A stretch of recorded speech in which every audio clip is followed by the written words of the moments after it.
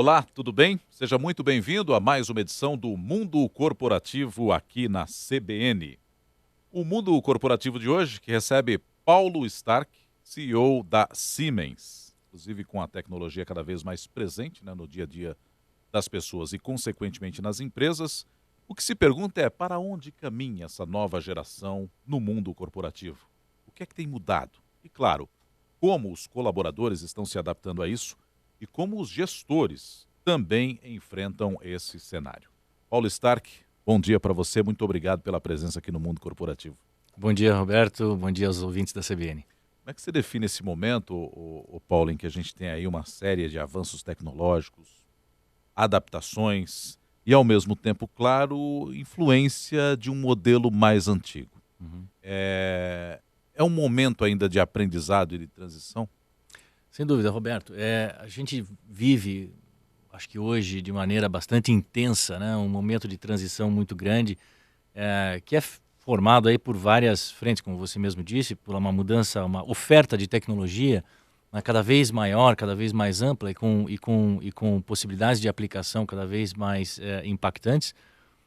E ao mesmo tempo também transformações sociais importantes, né? Transformações sociais que vêm acontecendo aí por conta de movimentos globais e regionais em diversas direções diferentes. E ainda um terceiro grande aspecto são as transformações ambientais, né? Que a gente vem passando e que clamam pela aplicação da tecnologia para a solução desses problemas. Ô Paulo, quando a gente fala desse novo modelo, de um novo cenário, a gente pode voltar lá aos anos 80, quando estava surgindo ali o computador, e imaginar que o pontapé inicial foi lá ou não?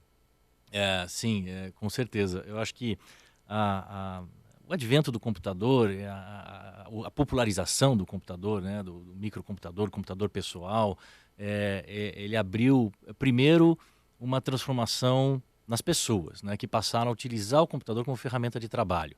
Então, isso já foi, sem dúvida nenhuma, para quem viveu essa época. Eu tive essa oportunidade ainda, né, de ter meu primeiro computador pessoal, pequenininho lá com meus 12 anos de idade. Comecei a perceber essa mudança muito grande que as pessoas passaram e utilizando o computador como ferramenta de trabalho. Mas os avanços tecnológicos que começaram a se desenvolver a partir daí, pela capacidade de computar, pela capacidade de simular processos e de fazer cálculos complexos que antes demoravam muito tempo, nos permitiu evoluir hoje a um nível de tecnologia, né, que só se imaginava lá atrás em ficção científica, né? Exatamente, exatamente.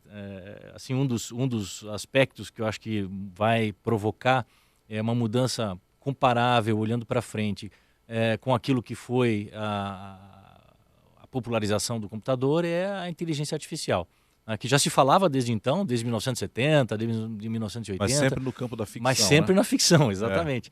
Hoje não é mais ficção. Hoje estão aí diversas soluções já que aplicam algoritmos de inteligência artificial, como se imaginava na ficção lá atrás, mas ainda de uma maneira bem restrita, né? E o que nós temos que imaginar é o impacto que isso vai ter, na evolução que isso vai ter também, com muita rapidez, né, indo daqui para frente, olhando para o futuro. Ô Paulo, a gente citou aqui os anos 80 e você está nesse mundo corporativo há um bom tempo, né, acompanhando de perto também esse cenário de Sim, transformações. E eu me lembro que logo que a gente começou a falar de tecnologia no mercado de trabalho, tecnologia cada vez mais presente no mercado de trabalho, a grande preocupação era a perda de postos de sim. trabalho, né? Eh, Isso aconteceu efetivamente? Ou de algum modo houve essa perda, por outro lado a gente teve compensação com aberturas de outros canais de trabalho? Eu acho que a melhor comparação pode ser feita justamente quando o mundo, né, a industrialização passou pela sua terceira revolução industrial, que foi a revolução da automação, né, onde se passou a aplicar ferramentas de automação industrial, robôs, automatizações em diversos processos. E o maior medo de todo mundo foi, naquela época, o que vai acontecer com o emprego. E a gente viu que, efetivamente, se reduziu a quantidade de trabalhadores nas linhas de produção, mas como você mesmo mencionou, se abriram outros tipos de postos de trabalho. Postos de trabalho com valor, com mais especialidade humana. né, que requeriam mais capacidade humana e não capacidade mecânica, né, para serem realizados. Sejam de técnicos de manutenção, seja de pessoal de engenharia, de produção, ou mesmo de criação e de utilização, de desenvolvimento de produtos, né? Cada vez mais, quanto mais se automatizava por um lado, mais demanda para novos produtos aparecia por outro lado.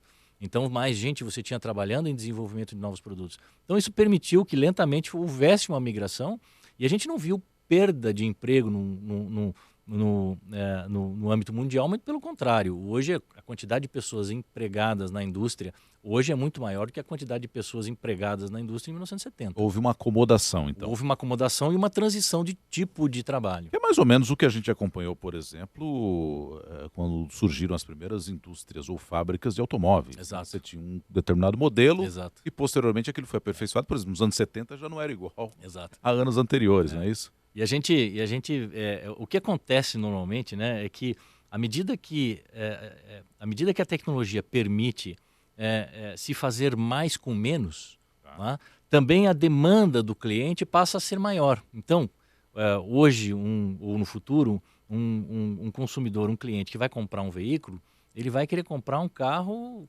customizado, né, com a cara dele, com uma série de itens específicos próprios.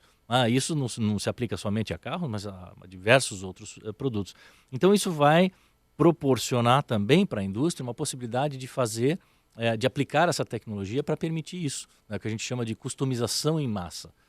Esse avanço tecnológico está permitindo hoje já o que a gente está chamando de customização em massa. Seja desde um sapato, um item de vestuário, um tênis customizado para você, ou até um carro, ou alguma infraestrutura, ou algum bem de capital, né, que seja especificamente para atender a necessidade sua, ou como empresa, como investidor, ou como consumidor. Quando a gente fala em fase de transição ainda, porque obviamente a tecnologia é algo, entre aspas, novo, historicamente falando, né? Uhum.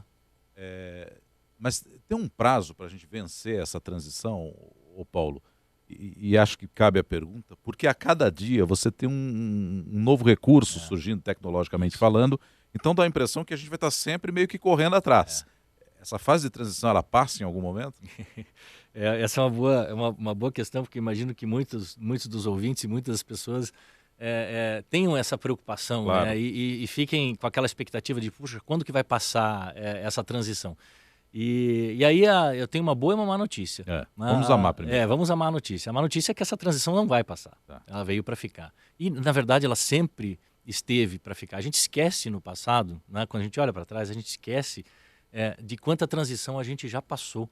Somente nas vidas da gente, não, quem está aí, quem é baby boomer, com certeza passou por muitas transições também, e a gente esquece de ver quantas transições a gente já passou, a gente já se adaptou, e quanta tecnologia a gente usa hoje que não abriria mão de jeito nenhum. Uhum.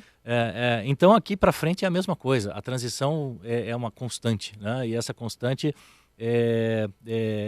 ela vai ter a característica ainda por cima de acelerar a todo ano, quer dizer, sempre a transição vai ser mais rápida, né? Mas baseada obviamente em novas tecnologias.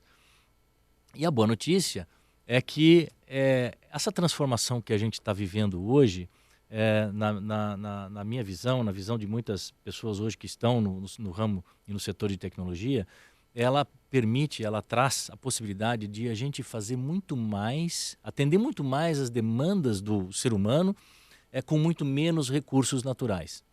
Ou seja, ela é uma transição que dessa vez ela vem para aumentar a nossa eficiência como raça na Terra, né? como ser humano na Terra, aumentar a nossa eficiência para gastar menos terra para atender às necessidades do ser humano, da sociedade. Então, isso que é o lado positivo. Então, o avanço vai permitir, sem dúvida nenhuma, que a gente comece a usar menos planeta, gastar menos planeta para ter o mesmo nível de bem social, ou talvez até mais bem social e equilíbrio do que a gente tem hoje. A Siemens é um conglomerado industrial alemão, que é o maior da Europa e um dos maiores do mundo, e vocês têm algumas áreas de atuação, né? Sim. Que são elas? Assim, as principais áreas de atuação da Siemens são em saúde, infraestrutura, energia e indústria. Né? A gente consegue incorporar essa mentalidade, e aí acho que você pode falar com muita propriedade, que você morou lá e acompanhou de perto a situação na Alemanha como é. A gente consegue incorporar isso nesses 4 segmentos ou não? É possível trabalhar com essa Sem dúvida. possibilidade de sustentabilidade, É. fazer um planeta melhor em vários segmentos? Sem dúvida. Eu vou pegar talvez o menos natural para Tá. exemplificar. Saúde, por exemplo. Uhum. Na área de saúde, o que a Siemens faz são sistemas de diagnóstico por imagem e diagnóstico in vitro, né, os exames laboratoriais. E, por exemplo, nesse caso, o avanço da digitalização, da inteligência artificial, o avanço da tecnologia, ele permite mais acessibilidade à saúde para todas as pessoas da sociedade. Então, hoje, por exemplo, a gente colocou à disposição aqui, né, para a cidade de São Paulo 4 clínicas móveis de tomografia.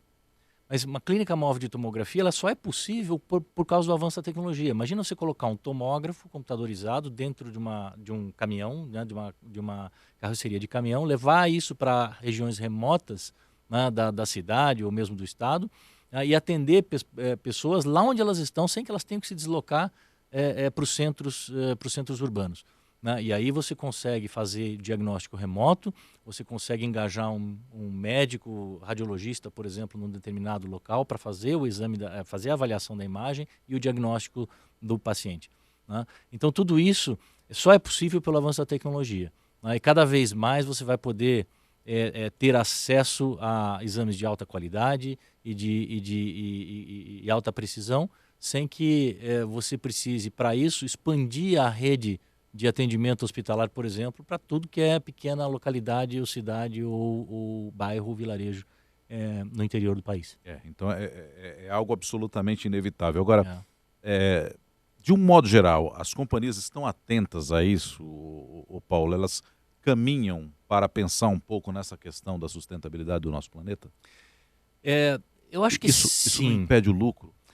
Esse é um bom ponto e eu acho que também aqui é uma questão de transição, uma questão de mindset. As empresas que já estão mais avançadas nesse raciocínio, nesse pensamento, elas já perceberam que a sustentabilidade, o resultado, né, da sua atuação, ele não é apenas mais o resultado para o acionista. Ele é o impacto que você produz naquela sociedade onde você atua. Isso é ir além do lucro. Ou seja, o lucro passa a ser uma componente desse impacto. Então, quando uma empresa atua num determinado local, numa determinada sociedade, gera lucro a partir disso, ela gera lucro para 2 coisas. Para remunerar o acionista, né, e para poder investir mais naquela linha de atuação que ela vem investindo. E esse impacto que ela gera naquela sociedade define o seu resultado como empresa, o seu objetivo, né, o seu resultado como empresa.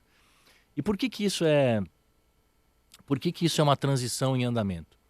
Porque algumas empresas, no caso a nossa, já perceberam há algum tempo que os colaboradores que trabalham para a empresa, eles não buscam mais trabalhar para uma empresa, ou para um dono, ou para um presidente, ou para um gestor específico, né, ou para uma tecnologia específica. Eles buscam trabalhar para quê? Para um propósito. Eles estão buscando ali realizar a sua missão, a sua visão de indivíduo através da empresa.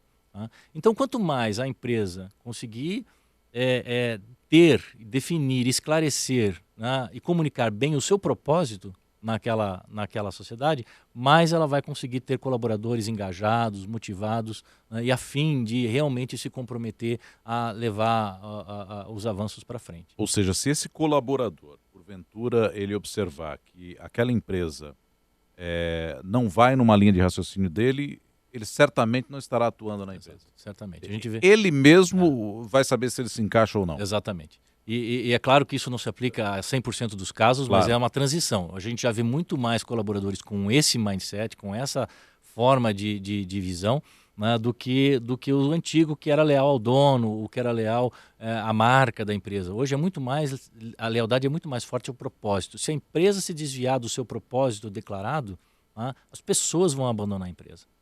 As pessoas vão abandonar a empresa. Isso é o mesmo que vestir a camisa, né, Paulo? Que a o gente novo falava vestir a camisa. muito antigamente, e acho que é mais nessa linha que você citou, né? Você vestia a camisa quando você tinha uma proximidade até com o dono da empresa, Isso. né? E aí a gente vai tendo grandes empresas, grandes conglomerados, você começa a pensar um pouco mais na ideia que a companhia tem para a sociedade como um todo, ou para a sua vida de um modo geral. Exato, exato. E o bacana passa a ser, quer dizer, quanto você mais veste a camisa da empresa, quanto maior for o alinhamento entre o seu propósito e o propósito da empresa.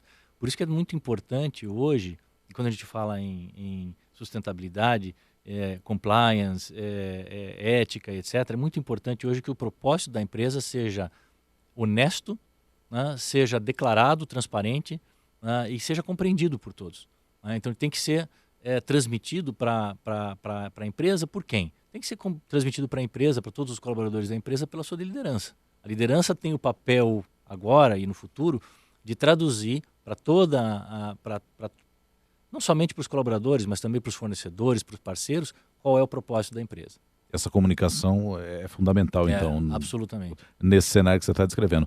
Agora, Paulo, a gente passa por um momento, né? A gente vive um momento no nosso cenário político e social muito ruim, no que diz respeito à transparência, à ausência de corrupção e etc. Né? E muitas vezes a gente ouve o seguinte: mas o brasileiro é assim mesmo. Aqueles que foram eleitos e que estão cometendo irregularidades saíram da onde? Saíram da própria sociedade.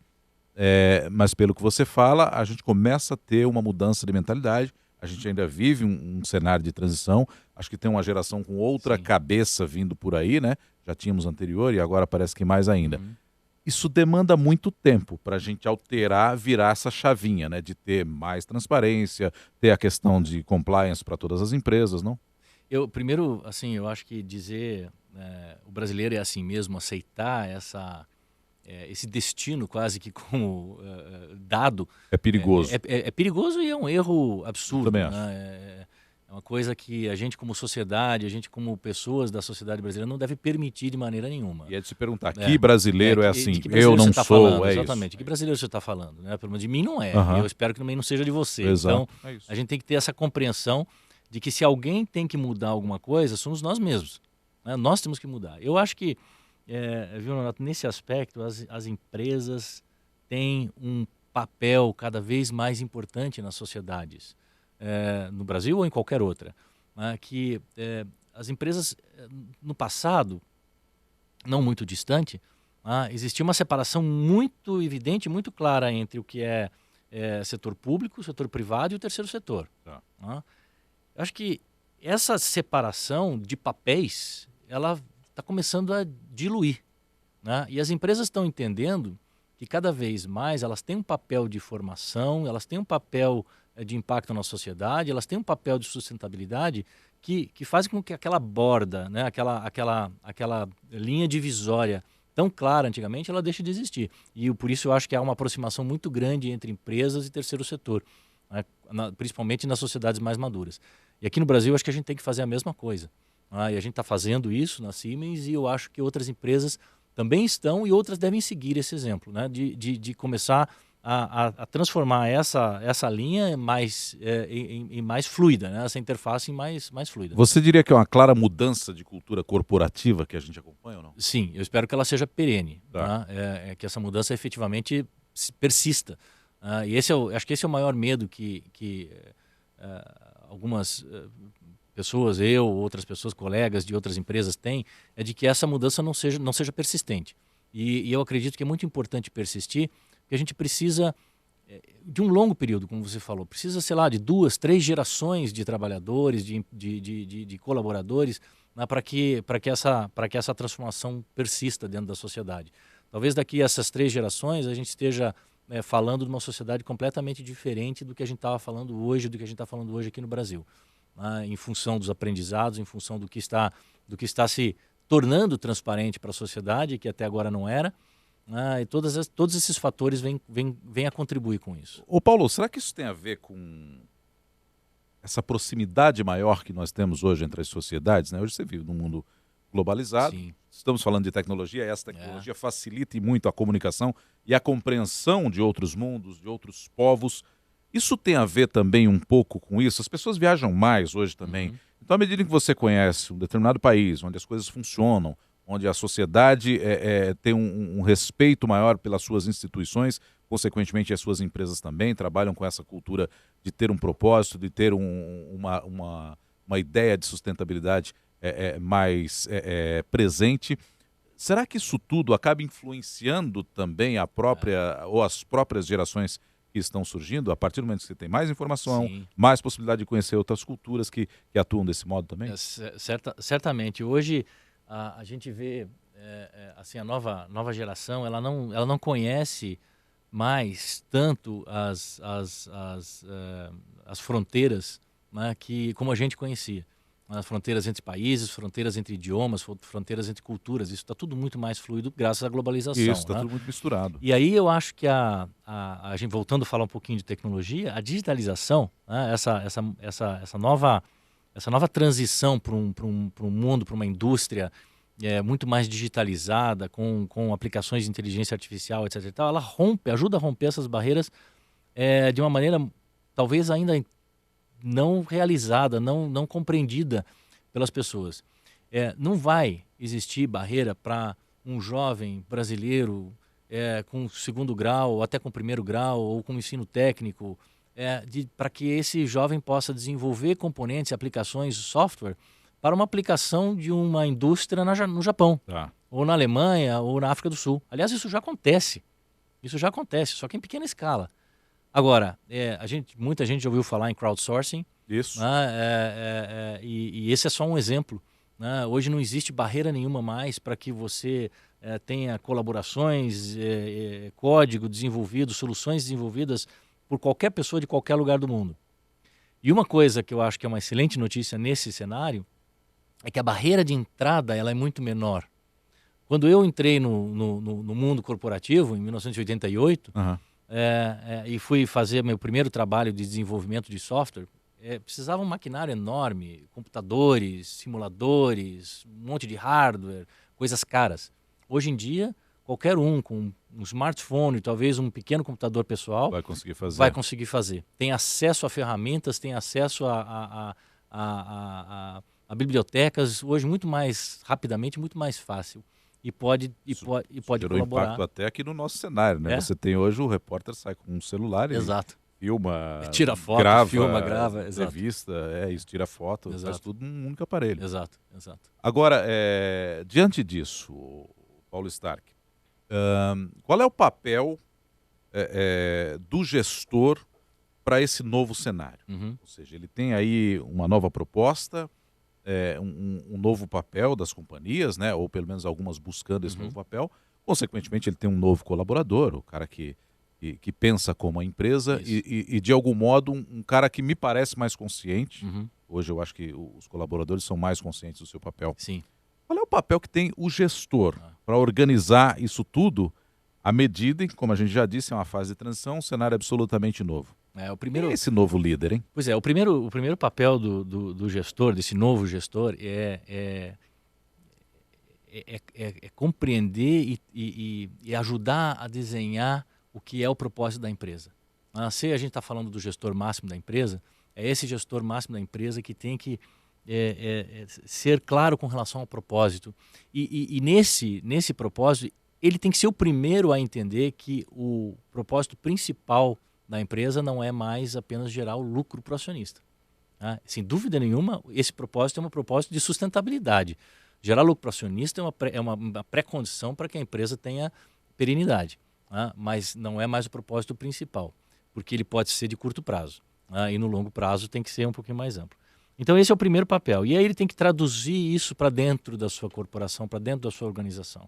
Então ele tem que pegar e transformar isso em ações, ele tem que transformar isso em exemplos, ele tem que transformar isso em comunicação, para que todos os colaboradores, os parceiros, os clientes, todos os stakeholders, como a gente fala no corporativez, compreendam aquela missão e aquele propósito da empresa e digam, poxa, com essa empresa eu quero trabalhar, seja como colaborador, seja como fornecedor, seja como parceiro ou como cliente.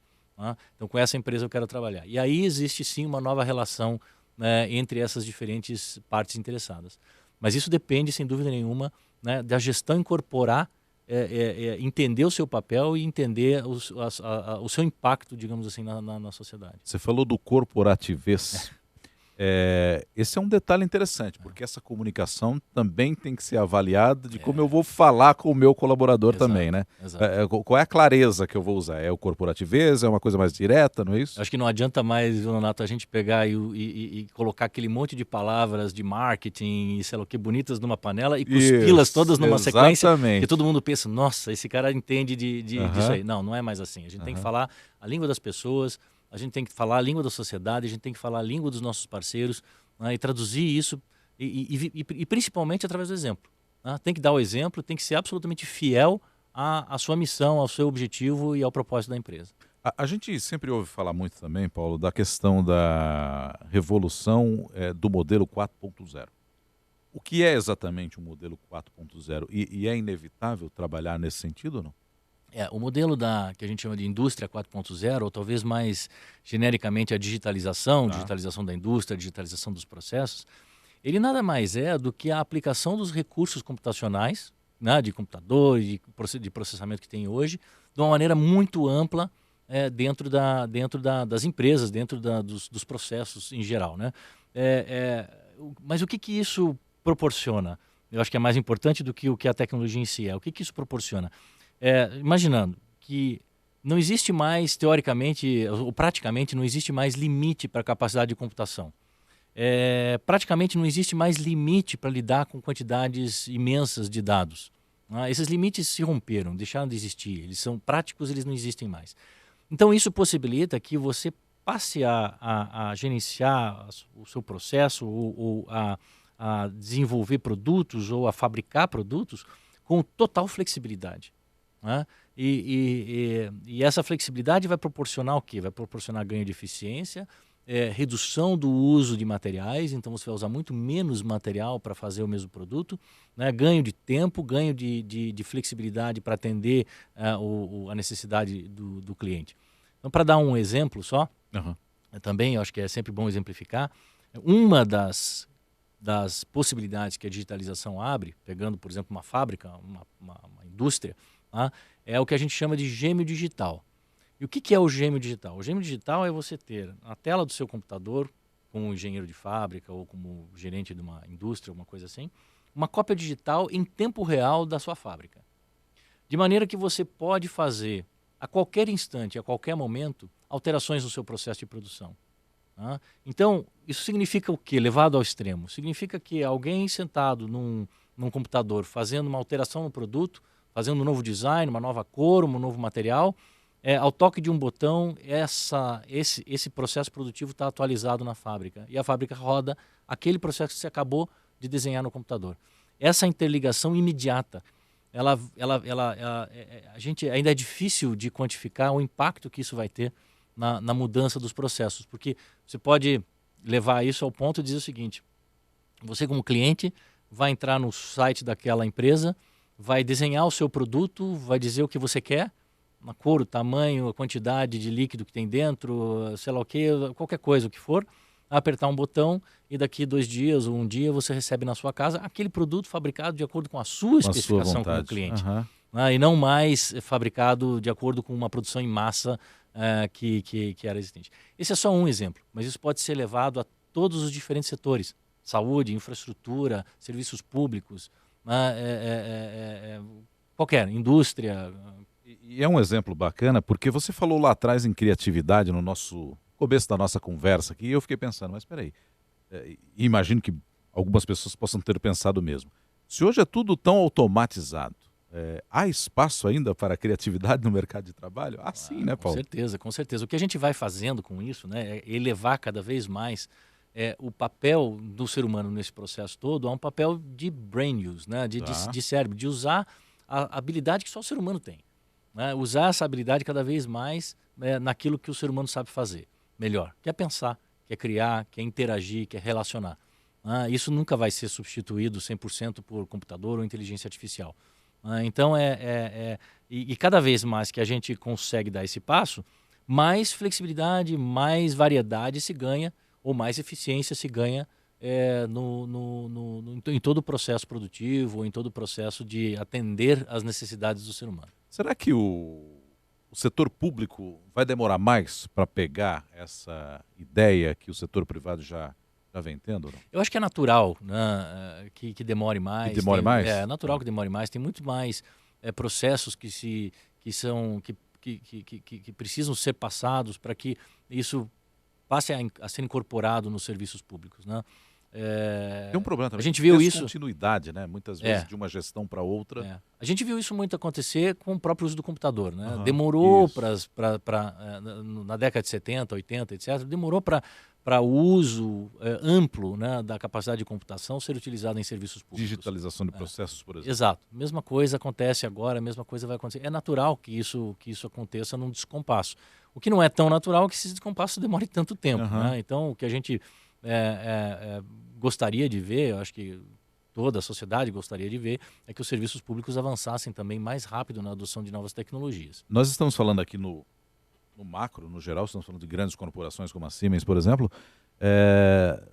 Olhando para um empreendedor que nos ouve nesse momento, Paulo, ele também tem que levar em consideração todas essas variáveis, ainda que o negócio que ele pretenda abrir seja algo menor?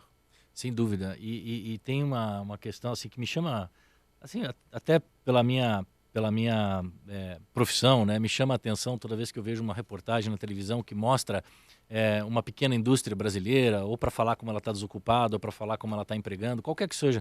Mas você olha aquelas imagens e você vê ainda uma indústria, lamentavelmente, muito atrasada no ponto de vista de aplicação da tecnologia. O que acontece com isso?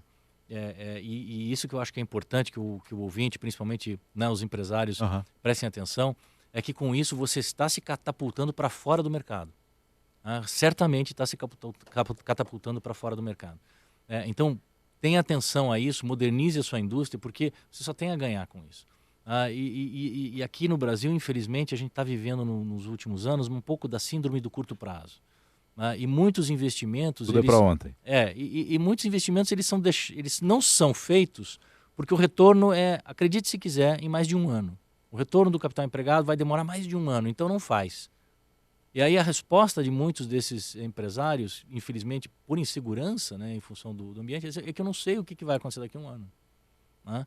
Então essa insegurança acaba represando o investimento e o empresário prefere deixar aquela fábrica com processos antiquados, trabalhando até a sua exaustão, do que modernizá-la, né, e passar a fazer parte de uma cadeia global de fornecimento, poder exportar mais, poder participar do mercado global com mais competitividade. Agora, o Paulo, o avanço tecnológico, obviamente, já impactou e muito, né, a vida das pessoas, como a gente escreveu aqui nessa conversa. O que mais está por vir, hein? E é para ficar com medo ou não? Eu sou um fã da mudança, sabe? eu acho que a mudança, ela coloca muito medo nas pessoas, mas ela coloca medo, talvez principalmente por elas terem que se adaptar. Mas eu sempre digo assim para as pessoas, olhem para trás e vejam quanto você já se adaptou. E aí você não vai ter medo de continuar se adaptando, porque a sua vida inteira foi adaptação. A sua vida inteira foi adotando novas tecnologias. A sua vida inteira foi comprando um novo telefone porque tem uma feature nova, porque tem isso, porque tem aquilo. Quem que usa hoje em dia câmera de fotografia, a não ser que seja reflex, né? Ninguém usa mais, todo mundo usa o telefone. E isso não doeu para você utilizar. Mas com certeza as pessoas tiveram medo, talvez, de uma outra coisa. A mesma coisa aqui para frente, olhando para frente. Então eu acho que o medo ele é um sentimento bastante negativo, ele pode ser combatido facilmente olhando para trás e vendo quanto você já se adaptou, já mudou. E olhando para frente, eu acho que é muito difícil hoje dizer o que o futuro nos reserva em termos de avanço tecnológico. O que é importante é dizer que tem várias coisas que a gente já sabe. Na digitalização a gente falou, a aplicação da inteligência artificial em processos a gente já falou, avanço significativo na mobilidade urbana, em acessibilidade, em inclusão social também, por acessibilidade aos serviços públicos, etc. Acho que muita coisa boa está por vir, desde que todos nós nos dediquemos a aplicar essa tecnologia para o bem comum. E acho que acabaremos nos adaptando mesmo. Certamente. Não tem por que ter medo. Paulo Stark, CEO da Siemens, conversando conosco hoje aqui no Mundo Corporativo. Siemens, que é um conglomerado industrial alemão, o maior da Europa, um dos maiores do mundo. Muito obrigado pela conversa, Paulo, sempre agregadora, e até a próxima. Obrigado, Roberto. Obrigado aos ouvintes da CBN também. E muito obrigado também a você que acompanhou o Mundo Corporativo de hoje aqui pela CBN. Até a próxima.